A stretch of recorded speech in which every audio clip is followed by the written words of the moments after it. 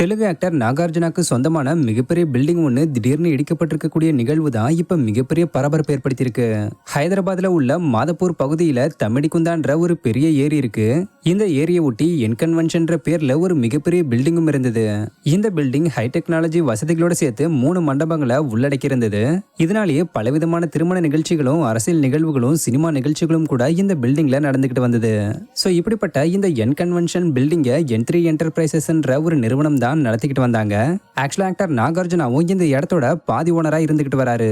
இந்த நிலையில ரீசெண்டா இந்த பில்டிங் கிட்டத்தட்ட 3.5 ஏக்கர் பரப்பளவு ஏரியை ஆக்கிரமிச்சு கட்டியிருக்கிறதாவும், இதனால மழை பெய்யும் போது மழைநீர் வடிகால் தடப்பட்டு அந்த பகுதியில வெள்ள பாதிப்பு ஏற்படுறதாவும் சொல்லி அந்த மாநகராட்சியில மனு கொடுத்து அந்த பில்டிங்கை இடிச்சு ஏரியை மறுசீரமைக்கணும்னு கொடுத்த புகாரின் பேர்ல மாநகராட்சியும் நேத்து, அதாவது ஆகஸ்ட் 24ஆம் தேதி ஆக்டர் நாகார்ஜுனாக்கு சொந்தமான இந்த என்கன்வென்ஷன் பில்டிங்கை இடிச்சு தரமட்டமாக்கி பரபரப்பு ஏற்படுத்தியிருக்காங்க.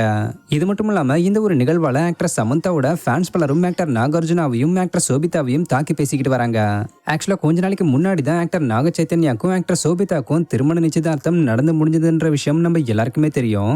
இந்த ஒரு நிகழ்வால ஆக்டர் சமந்தாவோட ஃபேன்ஸ் எல்லாரும் செம கடுப்பாகி அப்பயே ஆக்டர் நாக சைத்தன்யாக்கு எதிராகவும் ஆக்டர் சமந்தாக்கு சப்போர்ட்டிவாகவும் பேசிக்கிட்டு வந்தாங்க.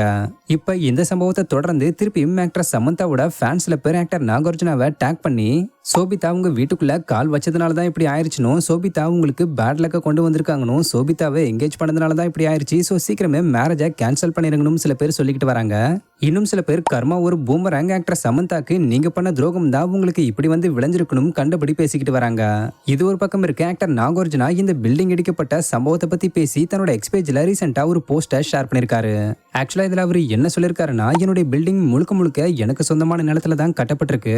எந்தவித முன்னறிவிப்புமே இல்லாம இந்த பில்டிங் இடிக்கப்பட்டிருக்கிறது எனக்கு ரொம்பவே வருத்தம் அளிக்குது.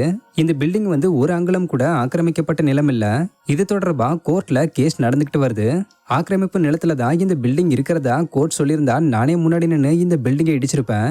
பட் அப்படி எதுவுமே சொல்லாம திடீர்னு இப்படி பண்ணிருக்கிறது ரொம்பவே தப்பு. சோ இது தொடர்பா கோர்ட்ல நான் இழப்பீடு கேட்டு மனு தாக்கல் பண்ணுவேன்னு சொல்லி முடிச்சிருக்காரு.